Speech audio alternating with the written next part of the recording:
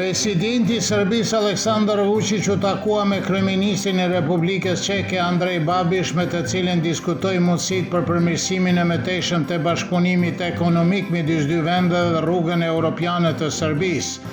Vučić shkroi në Instagram se pati një bisedë të mirë me Andrej Babiš rreth mundësive për përmirësimin e mëtejshëm të bashkëpunimit ekonomik midis Serbisë dhe Republikës së Çekisë, me theks të veçantë në lidhjen e kompanive, mundësi të reja të investimeve dhe forcimin e lidhjeve ekonomike midis dy vendeve.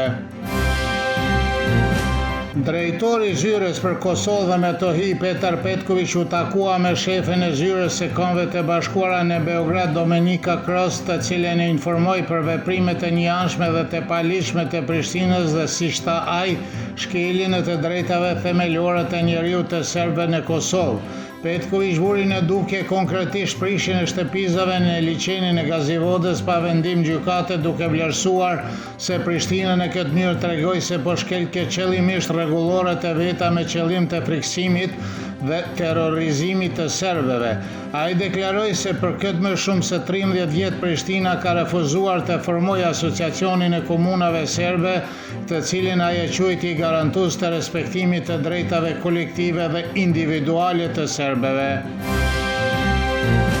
Ambasada britanike në Kosovë ka bërë thirrje për integrimin e popullsisë shumë etnike të Kosovës në sistemin e drejtësisë për të mbështetur besimin e publikut në institucionet e sundimit të ligjit në Kosovë, duke shprehur shqetësim për zhvillimet e kësaj jave.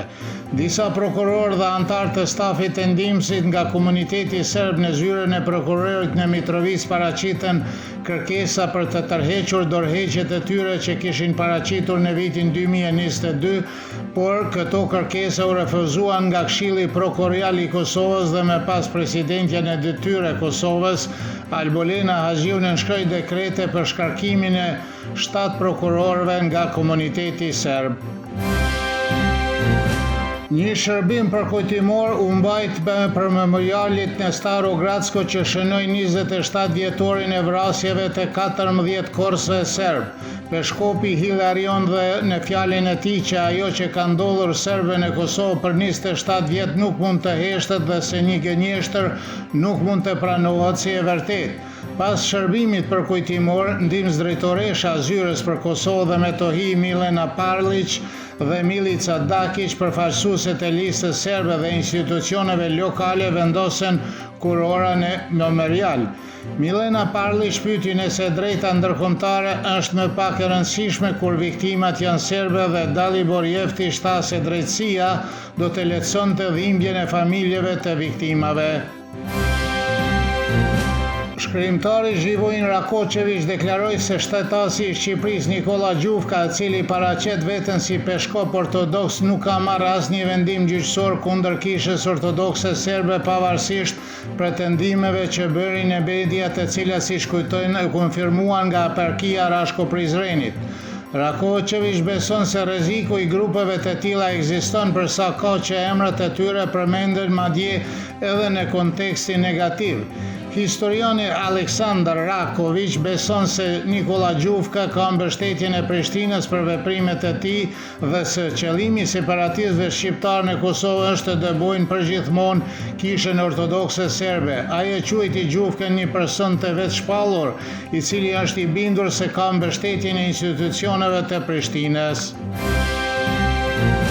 Instituti i Kosovës për Drejtësi ka filluar mbledhjen e nënshkrimeve të qytetarëve për të ndryshuar kodin penal të Kosovës. Përfaqësuesi i institutit Naim Jakaj deklaroi se me këtë iniciativë propozojnë që mos ekzekutimi i qëllimshëm i vendimeve të gjykatës kushtetuese të sankcionohet penalisht. Ai theksoi se duke mos zbatuar vendimet e gjykatës kushtetuese nuk shkelet vetëm një vendim, por edhe autoriteti i kushtetutës, duke theksuar se iniciativa nuk i drejtohet kundër asnjë partie politike, qeverie apo individi.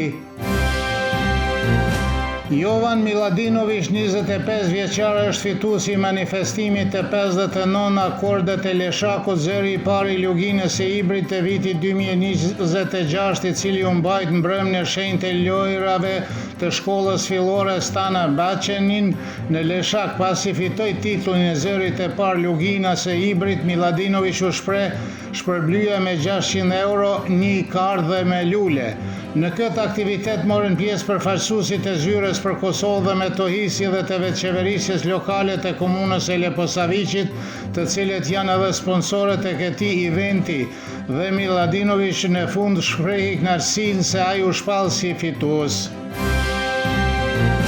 Moti nesër do të jetë pareshje në veritë Serbisë i kthjellët në Vojvodinë dhe me vranësira dhe dukshëm më i freskët në zona tjera me reshje shiu dhe bubullime. Reshje do të ndalen në mbrëmje, kurse temperatura e mëngjesit do të sillet nga 13 deri në 17, ajo maksimale ditore nga 18 deri në 26 gradë Celsius.